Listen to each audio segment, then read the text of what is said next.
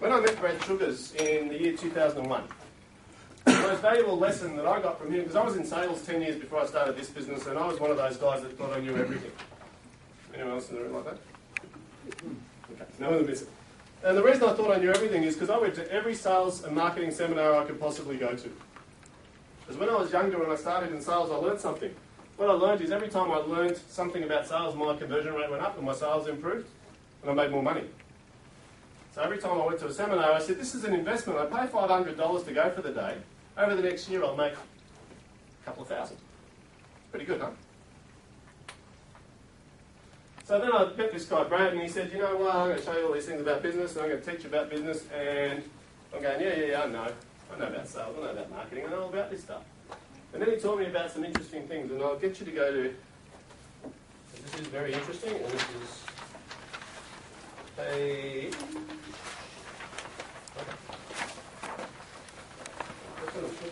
page 22. Page 22. And he started off by saying, you know, the most important thing about business is to make a what? Profit. But down the bottom of the page he put profit. The next thing he said, he asked the question, where does profit come from? It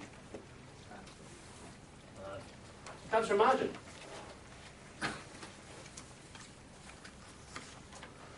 Where's margin come from? You guys are good. Is this in there? Is there some cheat notes in there? No, just this, the first letter. First letter. So turnover, this makes sense. Turnover multiplied by margin equals profit. Profit we know because the profit and loss tells us, right? Turnover we know because the profit and loss tells us. Where's turnover come from? It's trickier now. Sorry? Starts today. Okay. So where turnover comes from is a thing called customers. Customers spend money with us. But there's a couple of variables in here. Customers spend money with us a couple of ways. First of all, they spend with us several times, which will be the number of transactions. And the second thing is the average dollar sale. Okay? Everyone with me so far? So average dollar sale is what? How much a customer spends on average? If I have one customer that spends $50, one that spends $500, what's my average? It's around $250, right? Everyone get that? That's a number we can work out. Number of transactions, that's about how many times they come back. Lifetime value. Make sense so far? Where do customers come from? Leads. Multiplied by a thing called conversion.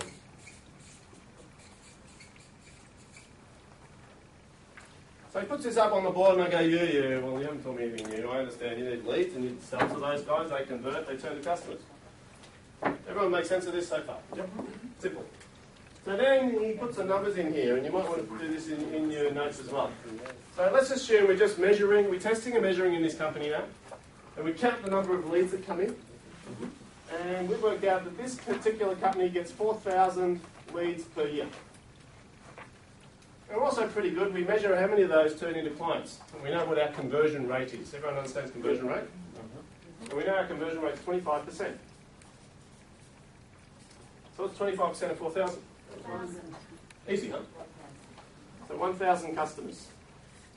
Now we also measure how often they come back, and we know that they come back twice a year. Measure it. And we also know that the average dollar sale is $100. So the turnover of that business? 200,000.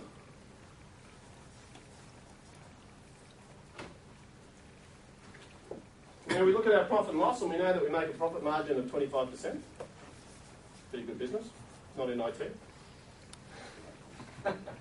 And so 25% of 200,000 is 50,000. Everyone understands how I got that figure? Yep. Okay. So, this is all boring to me, and I said, yeah, get all that. That doesn't make any difference. I understand. Now, we're going to we're going to work on this business over a 12-month period. Now, I want you to think about your business.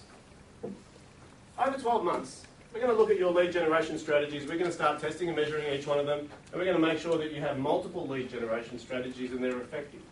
Do you think if we focused on that for 12 months, we could increase your number of leads by 10%? 10%? Easy? Yeah. Anyone think it would be hard? Yeah.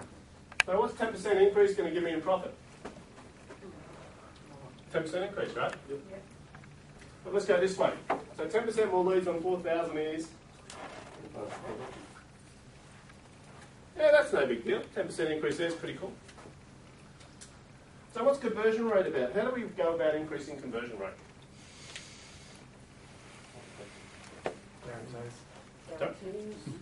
Guarantees, definitely. Unique selling proposition, definitely. Niche, definitely. Sorry? Targeted leads, definitely. What else? Sales training, right? Just, there's lots and lots of different ways to improve conversion rate if we focus on it, true? Yep. Okay. Now, if I said to you, I want to increase your conversion rate in your business by 10% over the next 12 months, by focusing on it, do you think that's easy or hard? Yep. Easy. I don't want to go from 25 to 35, I just want to go from 25 to 27.5%. Fairly straightforward? Yep. Everyone think that would be easy in their business? Yep. Okay. What's 4,400 times 27.5%? A bit more than 1,000. Yeah. Thank you. It's a very, very interesting number. This is where he got my attention. Because that's not a 10% increase. It's not even a 20% increase. It's a 21% increase. How do I get a 21% increase here from two 10% increases there? Does anyone know? Right, there's a thing called compound interest. Who's heard of that one before? Right. I used to think it was only for investment. I didn't realise you could use it for marketing. I want you to think about the ramification of this. I could have done a 20% increase in just leads. That would have produced 20%. By doing 10% in two areas, I've got a compound effect, which has given me an extra 10 clients for free. Everyone get this? Mm-hmm. It's interesting, huh?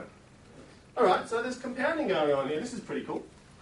So let's talk about transactions. So if I'm getting 2 transactions a year out of my clients, what's the easiest way to get more? How do I get clients to come back? Simple than that. Maybe I could ask them to come back. It's a novel concept, right? I could ask them to come back. Because here's the irony. People say, oh, no, we need to advertise more. I go, great, what about your existing customers? Well, they know we exist. If they want us, they come back, right? Wrong. They don't just come back. If I ask them to come back, do you think there's a chance they will come back? Yes. Possible. Right? So I ask them to come back. How do I do it? Back into the footy. Coupon? What else? Have an existing customers night. Yep. Special night. Even simpler than that. Call them. Bring them. Hi, how you going? Haven't seen you for a while. Any chance of getting you to come back? You can have a customer night. You could do a newsletter. You could do a promotional campaign. You could send a letter. There's a lot of different ways to get clients to come back. Here's a statistical fact. It costs 6 times more to get a new customer than it does to get an existing customer to come back. And how many people have strategies in place to do this? I'll show you. Just 1, 2. Not many. This is 6 times cheaper than that. And you know what the nice thing about getting people to come back is? It's a lot easier sale, isn't it? Because the first sale, they're checking you out first, and then they're buying your product. The second sale, they already know you. All they need to do is pick the next product. And they trust you. And they trust you. But most people don't see this as marketing, they see this as marketing. Interesting, huh? So here, I want you to think about this. Is it possible in your business to increase transactions by 10%? Yep. Over the next 12 months? Yep. A newsletter in place maybe? Ring some people, have a party, whatever you like. Is it possible? Yes. So we go from 2 to 2.2. Let's talk about average dollar sale for a minute. What's the easiest way to increase that one? Average dollar sale. Actually, let me ask a better question. Who are the kings? Who are the kings of average dollar sale? McDonald's. McDonald's. Footy distributors. What do distributors do? What do McDonald's do to increase average sales up? Who said you want fries with that? Okay, when was the last time they used that sentence? This will scare you. 20 years? Nearly 20 years ago. They haven't asked that question for nearly 20 years. Why? Don't need to. Because they sell meal deals. They do 2 upsells. Not just would you like fries with that, they do it in a meal deal. So do you want a combo? They don't even ask. Look at the menu. What size do you want? The menu is predominantly meal deals. They assume you're going to buy 3 things. They do the upsell immediately before you even think about it. You don't even know. What's the next upsell they do? Because they've just done 2. What's the next one? Upsize. 3 upsells. What's the next thing they do? Make the product smaller. What's the next thing? Dessert. Would you like an apple pie with that? There's 4 upsells. They do 4 upsells you don't even know.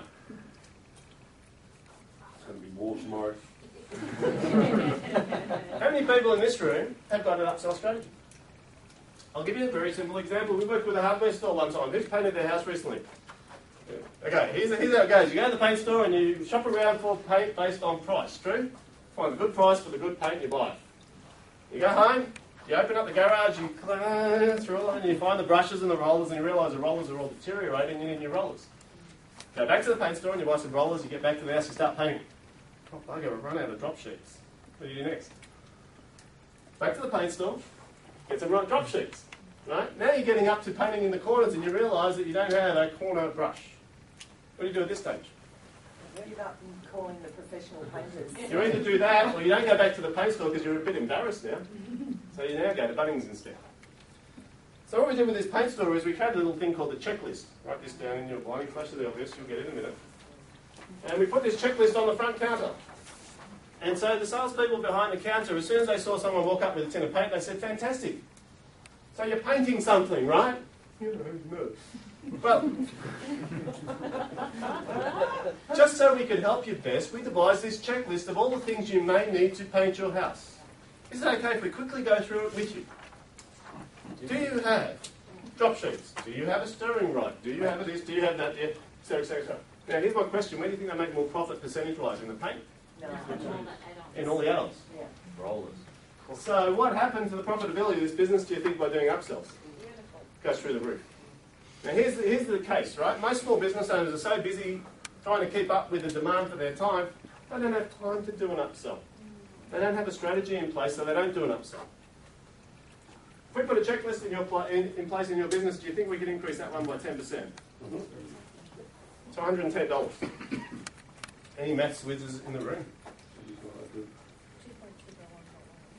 110 times 2.2 times 1,210 clients. Anybody? I'm not let them off phone on. No, you're not. Here's the turnover of this business right at this point in time, 292,820. So, let's talk about profit margin for a minute. We haven't finished yet. Is this sounding okay at the moment? Mm-hmm. Okay, get started. So, what's the easiest way to increase profit margin? Put price up. Who hasn't put their prices up for the past 12 months at this rate? Alright, you're insane. Because who's got the biggest fear about price increase? You or your client? You do. What happens if they go? Well, how about this? Why don't you measure your conversion rate, then increase your price and see if it changes? Because if it doesn't change, then you've been leaving a lot of money on the table. Who doesn't get any price objection in their business at all? Oh, okay. Because I was going to say, if no one complains about your price, you're too cheap. No one complains about your price, you're too cheap. Does that mean? People should be complaining about your price. I don't teach people to be the cheapest. I teach them to be the dearest. Why would you want to be the dearest? Because yours considered the best. You make a lot of profit. And remember, clients still choose to pay. So you better add a lot of value. Make sense? So we increase our price. Let's say we work on that in your business. We increase it by 10%. Has anyone done this? Who's been to one of these seminars before like this? No one. Here's what I suggest. I dare some of you to do this tomorrow morning when you go back to work. Increase your prices by 10%. I dare you to do it. Not to your existing customers, to new clients. Do it for 3 quotes. And watch what happens here. Because if this doesn't change, guess what? You've just increased your profit by 10% and you don't have to do 1 ounce more work. But if you don't test and measure it, you don't know what's going to happen. It's dangerous, isn't it? So some people are going to do it. I'll tell you what's happened in experience. Those people that have done this, I asked them when I see them 6 months later what happened, and they go, "You people couldn't play. Did you lose any business? No. Because the person with the price objection issue is you. You fear what's going to happen. Is that everyone with me? So I'm going to go for 27.5% here, which means my new profit margin is going to be $80,525.50. Is that exciting yet? Is that interesting? Okay, so here's what's happened. We've done 4 10% increases there, 1 10% increase here. 50% increase. We got a 61% increase in our profit. Who'd like to have a 61% increase in their profit over the next 12 months? Right, here's the irony. Every one of these I asked you, easy or hard to do over the next 12 months for your business, everyone said, easy. So it's easy to get a 61% increase in profit. It's easy. So why aren't people doing it? Let's go back to that one, shall we? Do I have to go back? I'll tell you why they're not doing it. Because first of all, they're not focused on these things. They don't have their goals clear. Because imagine instead of just asking for a revenue goal, I said set a goal for conversion rate, set a goal for transactions, set a goal for average dollar sale, and set a goal for profit margin. If you started focusing on those things, do you think that your business would grow substantially? Yep. Yeah. But the problem is we don't have time. Well, we have the same amount of time, we just don't have priorities. Because we don't have goals. So can you see how it all ties together? Interesting?